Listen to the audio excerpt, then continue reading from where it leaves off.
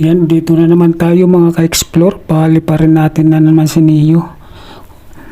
Dito na naman, medyo malamig yung banda roon sa may area ng Camp 7 yan, sa may Kinon Road. Medyo malabo dahil yung ulap.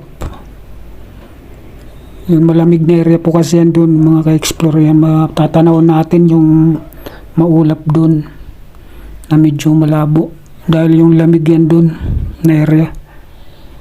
Ayan, at ang oras po natin alas 6 na ng gabi, 6 PM na.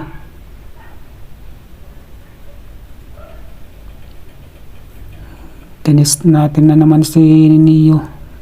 Maganda naman yung kuha nitong picture na yung video niya, kahit maliit lang si DJI Neo.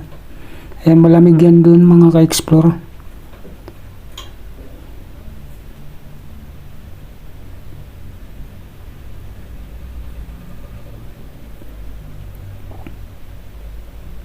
Ayan, dito pa rin yan sa Baguio mga ka-explore.